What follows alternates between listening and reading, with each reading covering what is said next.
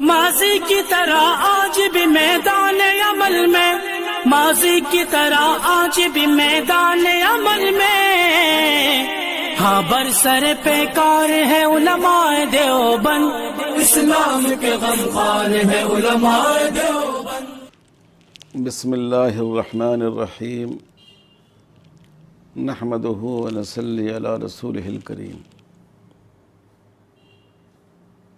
بزرگوں، دوستوں اور دینی بھائیوں، مجھے بڑی خوشی ہو رہی ہے کہ آپ عظمت صحابہ پر یہ پروگرام منعقد کر رہے ہیں۔ اللہ تعالیٰ اسے قبول فرمائیں، آپ حضرات کو بہترین اجر عطا فرمائیں اور ہم لوگوں کو صحابہ کرام رضوان اللہ تعالی علیہم اجمعین کے نقش قدم پر چلنے کی توفیق میسر ہو۔ حضور صلی اللہ علیہ وسلم نے 23 سال صحابہ کی تربیت فرمائی۔ اگر اس کے باوجود ہم صحابہ کے بارے میں یہ گمان رکھیں کہ وہ برے لوگ تھے، وہ فاسق و فاجر تھے، نعوذ باللہ، تو اس کا مطلب یہ ہے کہ حضور صلی اللہ علیہ وسلم کی 23 سال تک شبانہ روز تربیت ناکام و نامراد ہو گئی۔ تو صحابی کی تنقیص دراصل رسول اللہ صلی اللہ علیہ وسلم کی تنقیص ہے۔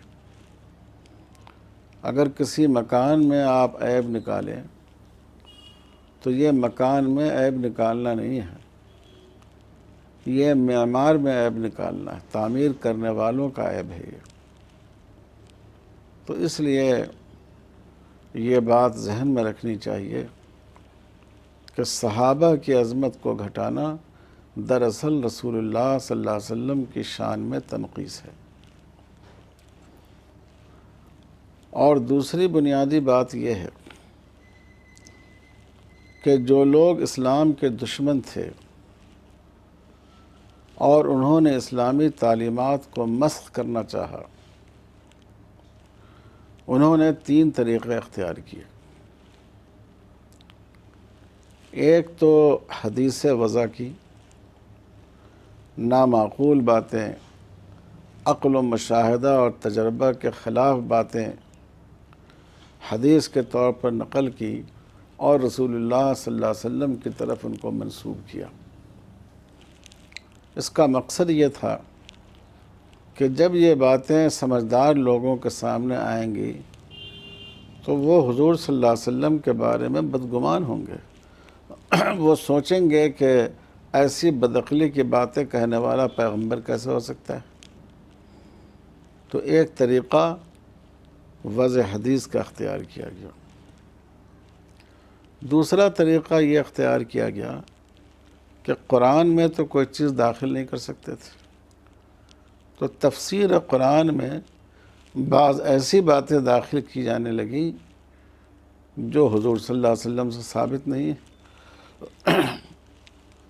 اور اس کی وجہ سے حضور کی شخصیت کو مجروح کرنے کا ایک راستہ اسلام دشمنوں کو مل گیا۔ جیسے رسول اللہ صلی اللہ علیہ وسلم کا ام المومنین حضرت زینب رضی اللہ تعالی عنہ کے ساتھ نکاح کا واقعہ، جو تفسیری روایتیں ہیں اس میں ایسی باتیں آ گئیں جس کو مستشرقین نے اپنے ہاتھ میں لیا اور حضور کی شخصیت کو مجروح کرنے کی کوشش کی۔ اور تیسرا طریقہ یہ اختیار کیا گیا کہ صحابہ کو مجروح کر دیا جائے۔ جب صحابہ مجروح ہو جائیں گے، جب صحابہ کی صداقت پر لوگوں کا اطمینان ختم ہو جائے گا، تو صحابہ کے ذریعے سے جو باتیں ہم تک پہنچی ہیں، قرآن ہو یا حدیث، ہم تک صحابہ کے واسطے سے پہنچا ہے، تو اس پر سے لوگوں کا یقین ہٹا دینا دشوار نہیں ہوگا۔ تو جو لوگ کے منافقین تھے، جو کھل کے اپنے آپ کو اسلام اسلام کے خلاف جو نہیں بول سکتے تھے، رسول اللہ صلی اللہ علیہ وسلم کے شان میں گستاخی نہیں کر سکتے تھے، انہوں نے یہ 3 طریقے اختیار کیے۔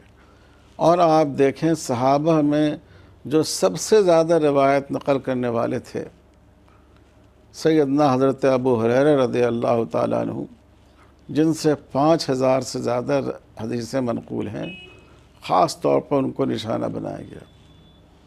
صحابہ کے بعد کی نسل میں امام ابن شہاب زہری، جن سے سب سے زیادہ روایتیں منقول ہیں، ان کو نشانہ بنایا گیا، اور مستشرقین نے تو ان دونوں کے بارے میں باضابطہ کتابیں لکھی۔ تو ہمیں اس حقیقت کو سمجھنا چاہیے کہ صحابہ کی تنقیص دراصل رسول اللہ صلی اللہ علیہ وسلم کی تنقیص ہے، اور صحابہ کی تنقیص کا مقصد اس دین سے لوگوں کا اعتبار و اعتماد اٹھا دینا ہے۔ اس لیے یہ ایک بہت بڑا فتنہ ہے، اور ہمیں اس سے چوکنا رہنا چاہیے۔ جن لوگوں کے بارے میں قرآن مجید نے کہہ دیا ہے رضی اللہ عنہ و رضوا عنہ، کہ اللہ ان سے راضی ہیں اور وہ اللہ سے راضی ہیں، ان کے معاملے میں ہمیں دخل نہیں دینا چاہیے۔ ہمیں حق نہیں ہے کہ ہم ترازو لے کر بیٹھیں اور ان کے بارے میں فیصلہ کریں۔ تو اس لیے موجودہ حالات میں یہ بڑا اہم پروگرام ہے۔ بہت ہی افسوس کی بات ہے، جتنا افسوس کیا جائے کم ہے، کہ بعض ایسے لوگ جنہوں نے مدارس میں پڑھا، مدارس کی 4 دیواری سے انہوں نے سند فراغ حاصل کر کے وہ نکلے، اور اسی بنیاد پر اللہ تعالیٰ نے ان کو عزت عطا فرمائی، بولنے لکھنے کی صلاحیت عطا فرمائی، وہ آج صحابہ کی تحقیر و تنقیص پر تلے ہوئے ہیں۔ اللہ تعالیٰ ان کو ہدایت دے اور ہم سبوں کی شر سے حفاظت فرمائے۔ وصلی اللہ علی خیر خلقہ محمد وعلی آلہ وصحبہ اجمعین، والحمد للہ رب العالمین۔